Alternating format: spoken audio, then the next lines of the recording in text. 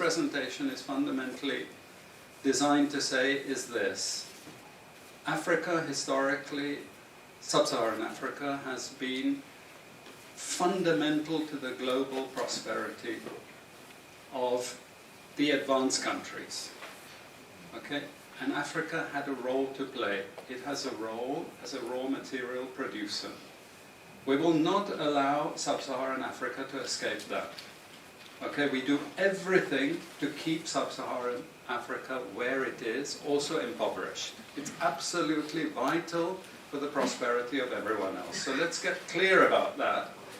Okay, and this means all the economic structures, all the global institutions, and the economics we teach everyone is all designed to keep Africa exactly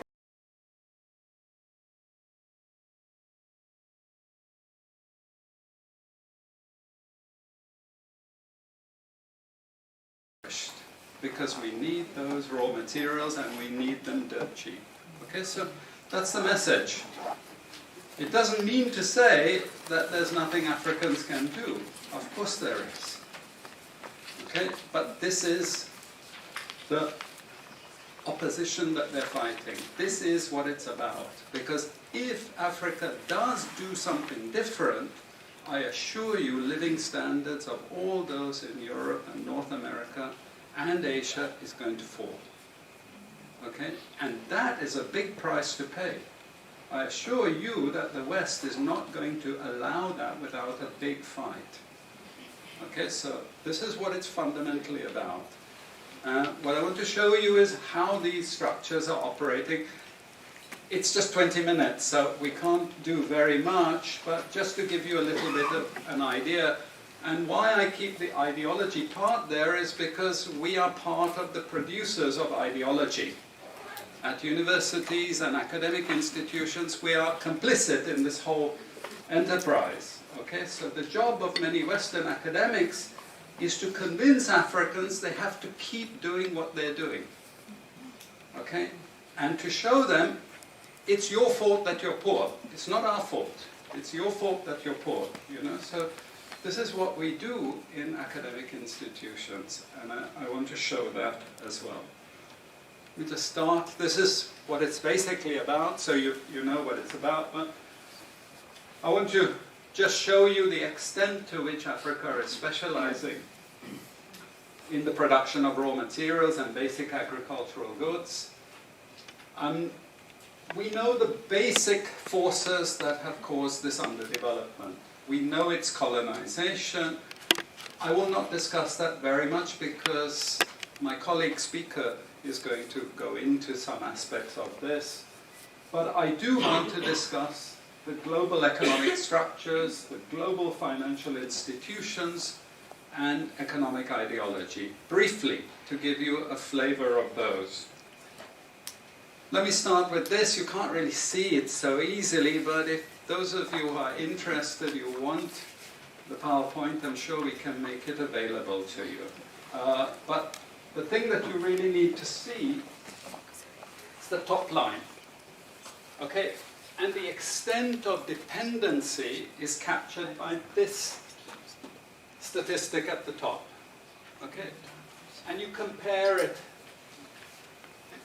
with all other income groups, and what you see is essentially in that one statistic how dependent Sub-Saharan Africa is on raw material production.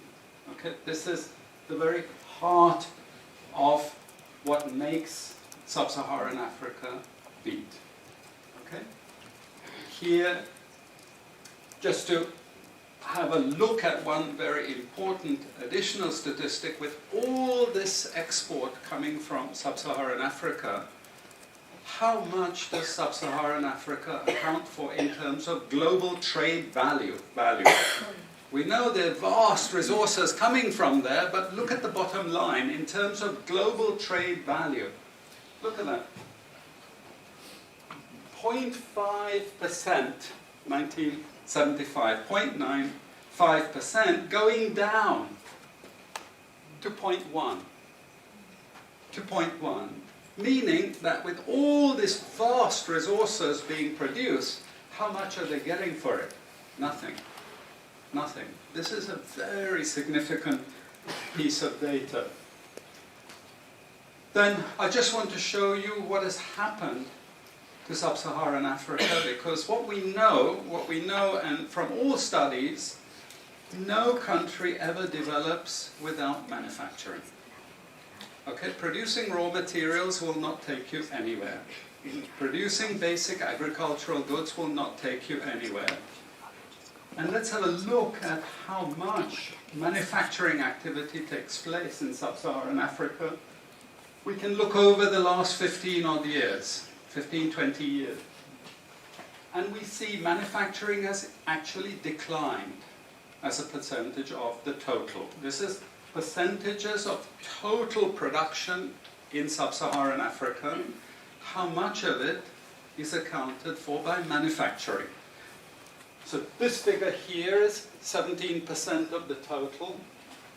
Most of the rest, when we talk of industry, it includes manufacturing, but the bulk of it is mining. Okay? Raw material extraction. This is the bulk of it. And here we see actually raw material extraction has stayed the same. What has caused industry to fall is the fall in manufacturing production. This is deliberate because we will never, as Western economists, as Western policymakers, we cannot afford to allow Africa to industrialize and start producing manufactures. Okay, so we will do everything to stop that. And I'm going to show you how we actually block that. It's obvious in certain ways, but it's less obvious in other ways. Now, we have actually seen periods of rapid growth in Sub-Saharan Africa, misleading people, saying, oh, you know, we're now doing much better. And this has happened recently. Recently, I've had students come and tell me, we've done much better now. And you can see growth rates rose quite sharply in recent times. Now are starting to go again down. But if you look historically, the same thing happened earlier. Why? Because in these two periods, we had East Asian rapid industrialization processes. So in the earlier period, we had Japan and Korea and Taiwan. Okay, rapid growth, sucking in raw materials from Africa, driving up the prices, and then Sub-Saharan African countries grew. Exporting raw materials, they grew.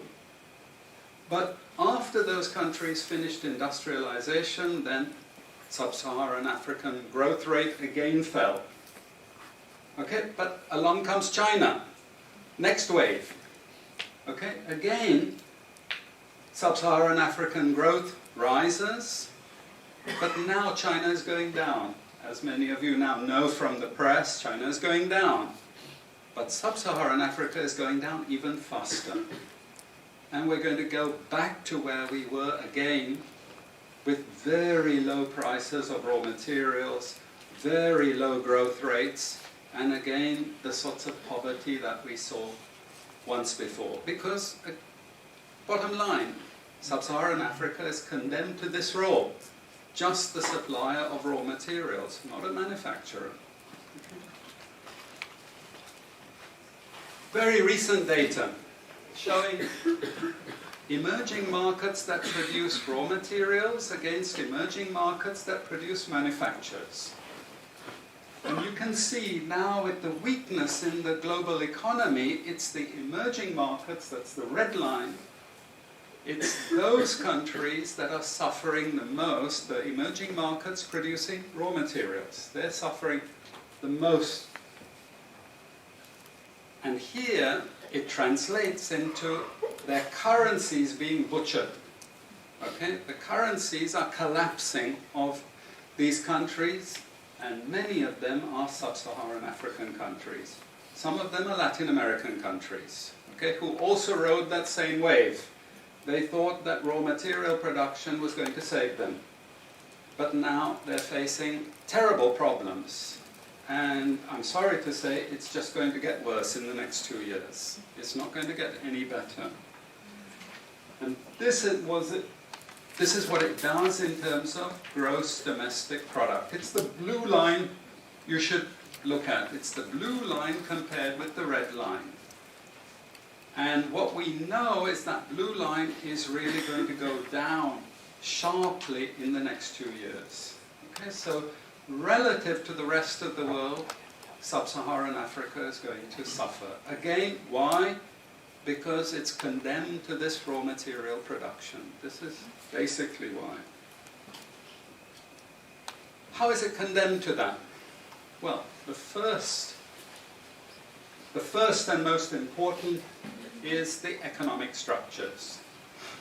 After colonization ended, we needed new structures to keep these countries where they were. Okay? And the first of those is aid.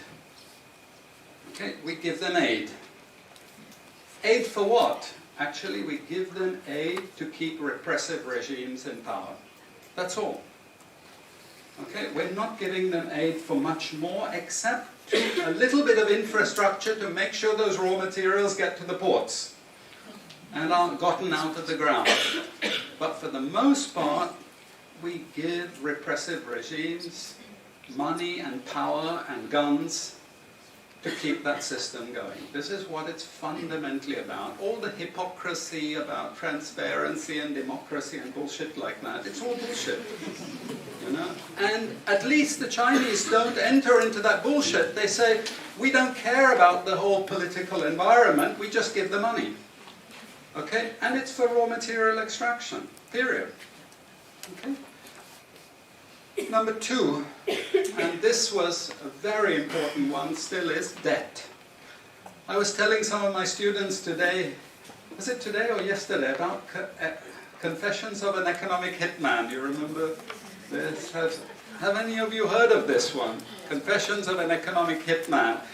It's a book written by John Perkins, who used to work for a very nebulous, opaque bank. No one had ever heard of this bank, but it was formed in the 1950s by the IMF, the CIA, and the American State Department. And it had only one job: to lend money to developing countries that were raw material producers in order to indebt them.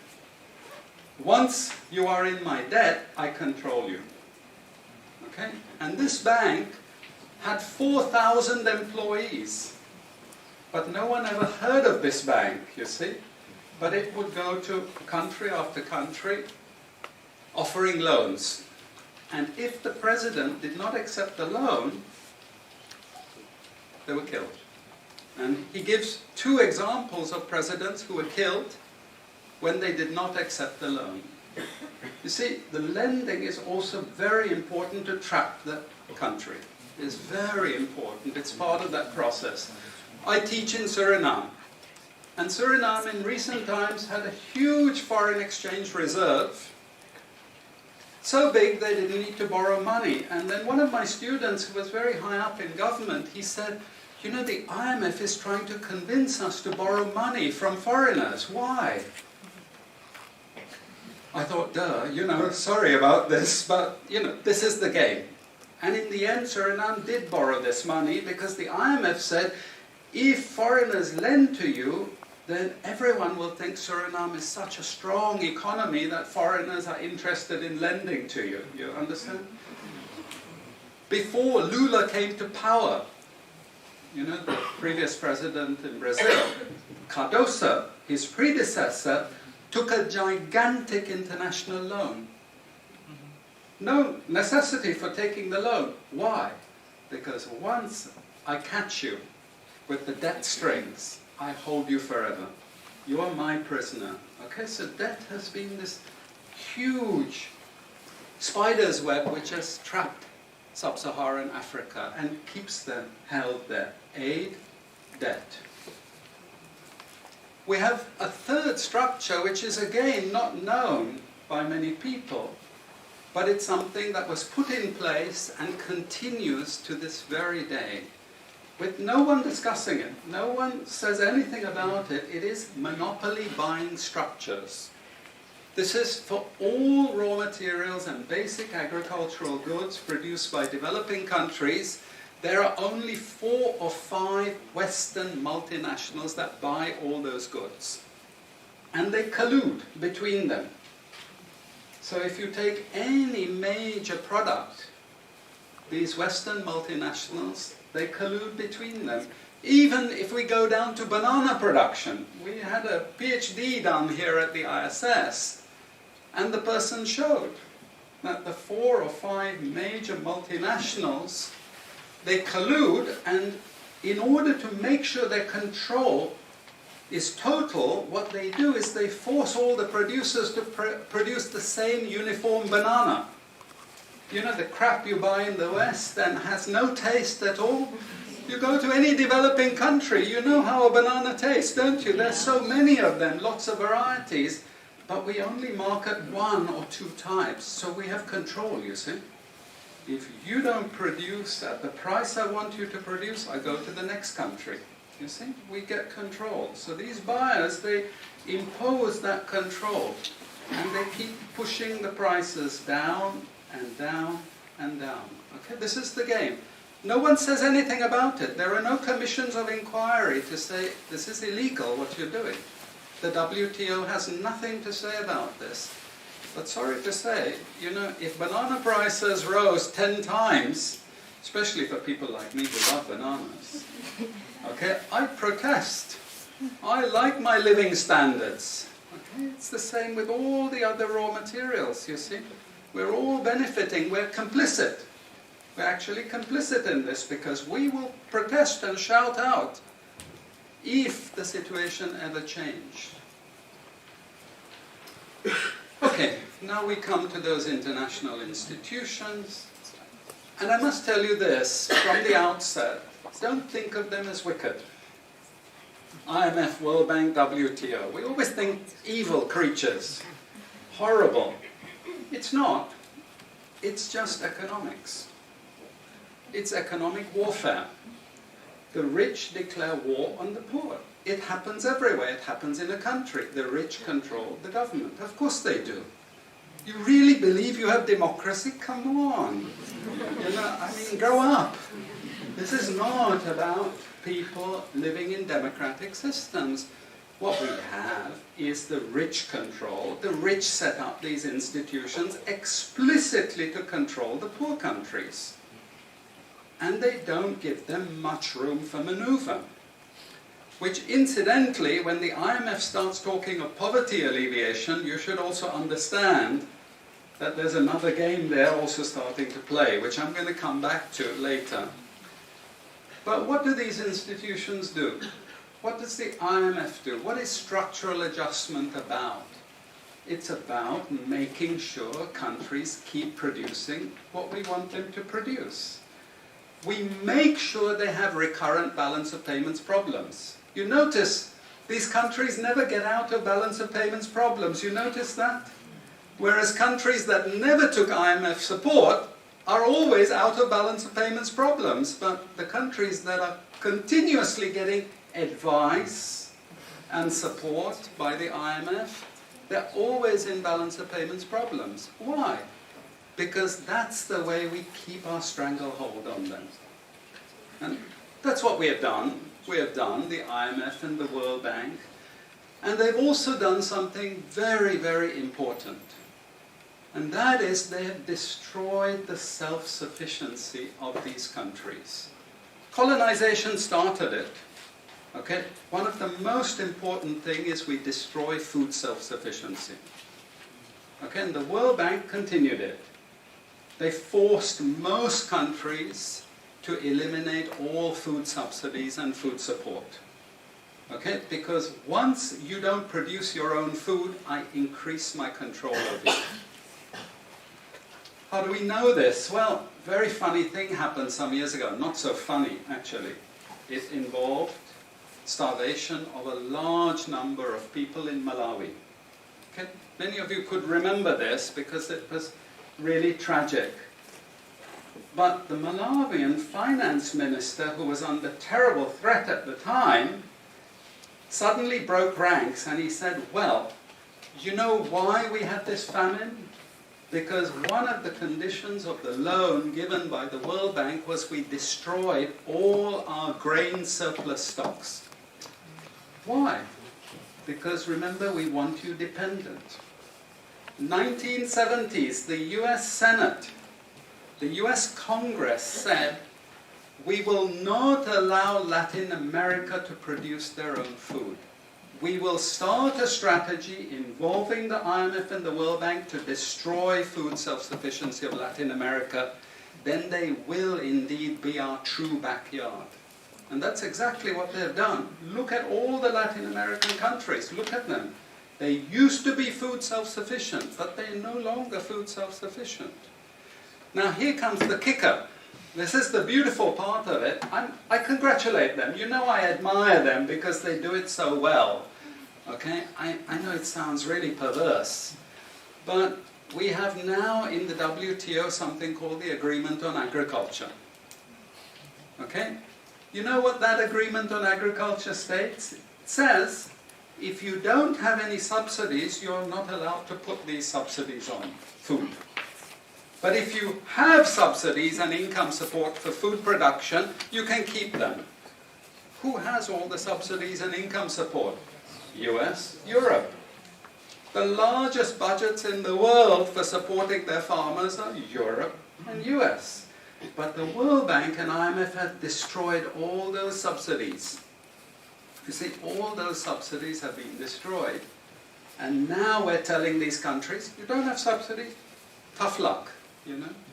You see, we're keeping them dependent. We're keeping them on a string. I have 5 minutes, so I have to be choosy about what I say next. We have lots of examples in the WTO to really stop Africa industrializing. This is the crucial thing. We cannot allow them to produce manufacturers. It's not difficult. Trust me, it's not difficult. We need nationalist governments. We need them committed to industrialization, and it won't take them a decade to move out from where they are. This is the fundamental point. It's not difficult. But this next round of the WTO is designed to block that.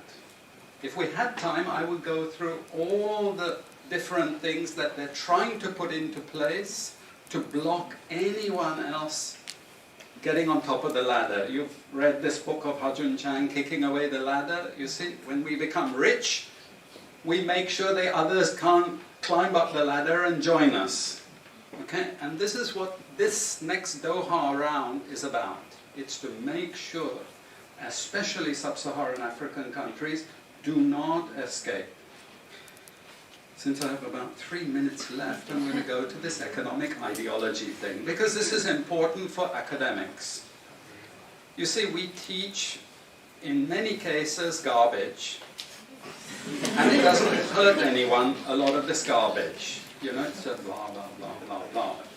And we don't know what we have learned, but anyway, we were there at the university and you got a certificate and you go away and you feel you've learned something. But sometimes we teach very destructive things. And no more important than when we're teaching people from developing countries. Okay, and one of those very damaging and destructive things is the doctrine of comparative advantage. It's a lie from beginning to end. It's utter crap. It has been decimated many times, but we keep it in every curriculum. Why? Because it tells Sub-Saharan African countries that their destiny is to produce raw materials, you see. And if you produce raw materials, you get rich just like we are in the West. You see, this is the game we're playing, and just for you to be totally confused, we normally build models with it, mathematical models, so you really have no idea what we're talking about, but it seems all very scientific. Then we have the modern version of this is because it's all a failure, we know it's a failure, we now have a new generation of economists saying, It's only a failure because you're all corrupt in your countries. We call that new institutional economics. You've all probably learnt it all, but you didn't know why they invented it. It was invented to tell you the same thing. You should keep producing raw materials. Now, don't be as corrupt as you were before. Nobody ever told you that aid was designed to actually start the corruption process in the first place.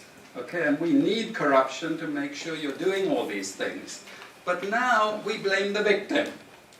You're poor because it's your fault, basically. And you're poor, stupid, and corrupt, basically. This is the message that we're giving people. We also have many theoretical justifications, but I'm going to say something controversial to end. And she's happy that I'm ending because she has to discipline me. And that is, there are also what I call more enlightened approaches, but which are also potentially destructive for Sub-Saharan African development. And this is where I come back to the IMF and the World Bank. You see, now they're all into poverty alleviation. They want you to concentrate on redistributing income, and it's something nice. You're young people, you're socially conscious, you're aware. You don't like all this injustice. So you gravitate towards what we call pro-poor strategies. But actually, I'm sorry to tell you, that is not what Africa needs. Africa needs aggressive industrialization. When China was a communist country and we had equal distribution, who feared China? Who took them seriously? They weren't even the size of the Netherlands. But today, I can't open an internet site, I can't open a magazine, I can't open a newspaper without China, China, China, China. And we know what has built China is not socialism or communism, it's capitalism, guys. It's manufacturing, it's production. This is what creates employment, this is what created jobs. I'm not pro-capitalist, but this is the reality, and unfortunately, we're now going to get caught with the good cop, bad cop. The good cop is now IMF saying, oh, you must concentrate on poverty reduction and income redistribution, as long as we can take you away from industrialization. This is the crucial thing, you know. I leave it at that, and I'm sorry I took so much.